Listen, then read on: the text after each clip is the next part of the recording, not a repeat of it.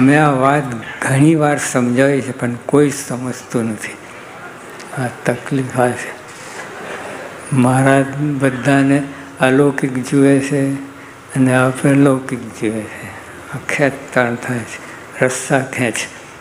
બધું આપણે ગમે તરત મનુભવ આવી જાય છે, તરત મનુભવ આવે છે.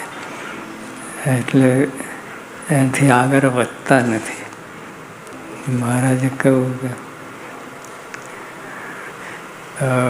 સંતો હરિભક્તો દિવ્ય છે. આ મર્મની વાત ક્વિન્ટિસેન્સ. હા, દિવ્ય બધાને દિવ્ય જોવા એ ક્વિન્ટિસેન્સ. તો મહારાજ સંતો હરિભક્તો બધા દિવ્ય છે. આ મર્મની વાત જે કોઈ જાણે, સમજે, વિચારે તે જગ જીતી જાય છે અને આઠે પોતાનો આનંદ માનતો નથી. અને કેટલું બધું ઇનામ, કેટલું બધું. તમે ખાલી આટલું જ જાણો, બધા દિવ્ય છે.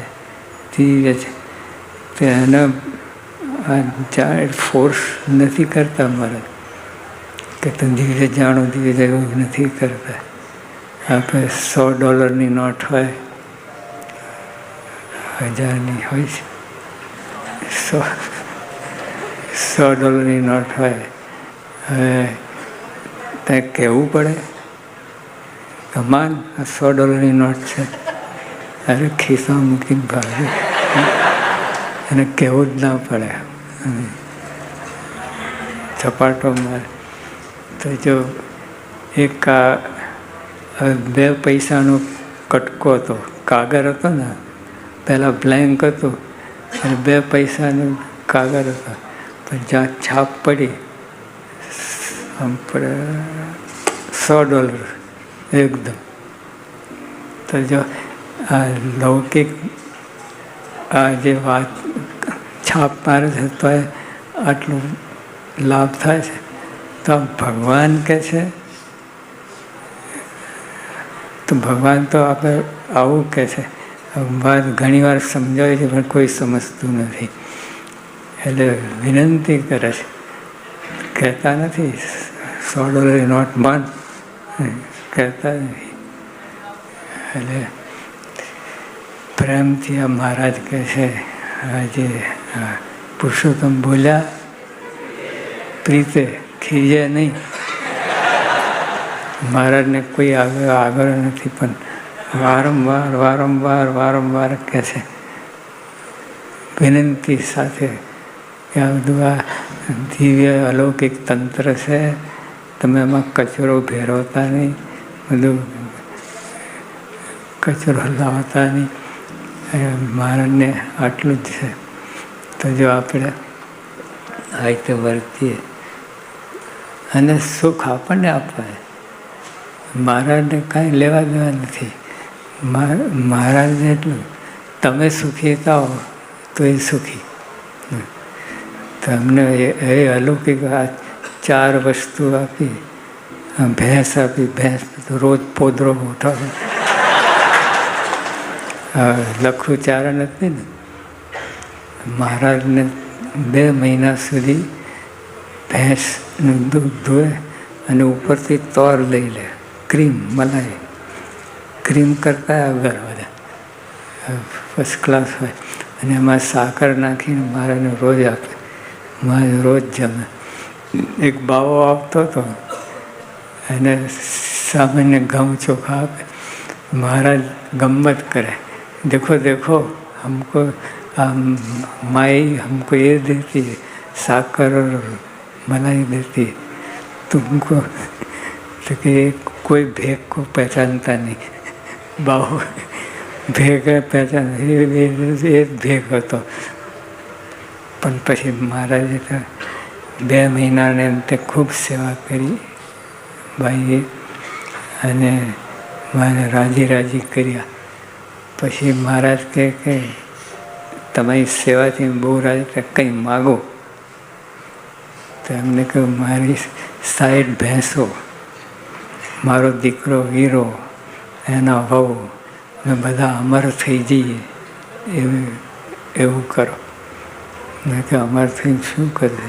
60 ભેંસનો પોદરો રોજ ઉપાડવાનો. અમર થઈને કરવાનું શું? એટલે માગતા ના આવડ્યું. મહારાજે કહ્યું કે કાંઈ નહીં, હું તને અક્ષરધામમાં લઈ જશે, આવી સેવા કરી છે.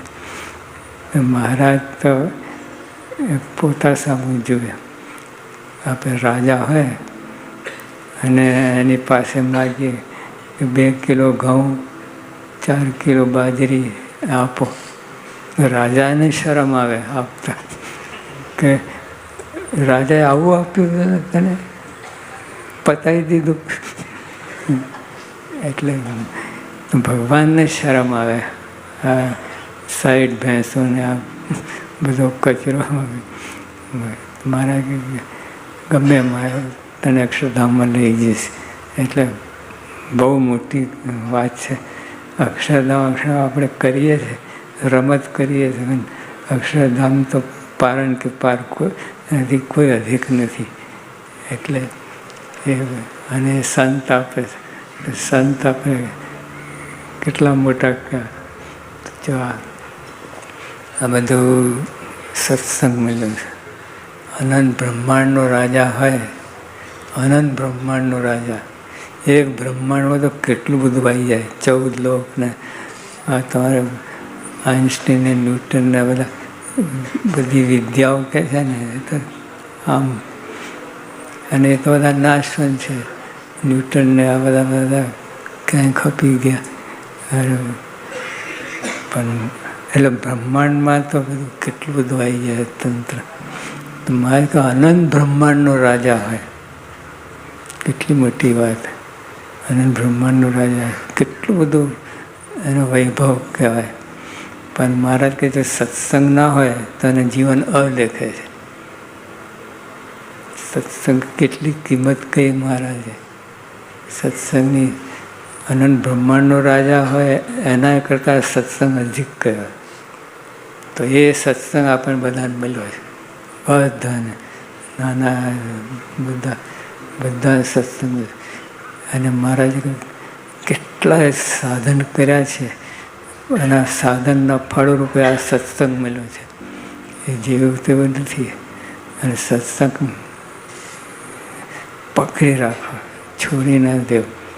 જેમાં દેશમાં છે ને ઓલા બંડી હોય, બંડી નીચે બંડી હોય, એમાં પૈસા રાખે. અને આમાં પાપા કલાકે એનો હાથ ઓટોમેટિક જાય. એટલું તો જતન કરે. તો સત્સંગ આપણું જતન કરવું. એક જરાક અપમાન થાય ને સત્સંગ મૂકી દે. માન અપમાનમાં સત્સંગની બધી કહાની છે. આજે તમે બધા બેઠા છો, વિચારજો, ખરેખર વિચારજો કે તમને આગળ લાઈનના, ફ્રન્ટ લાઈનના, ત્રીજી લાઈનનો, ચોથી લાઈનમાં મોકલે અને ઓલાને તમારી જગ્યા મૂકે, શું થાય? સત્સંગ જતો રહે.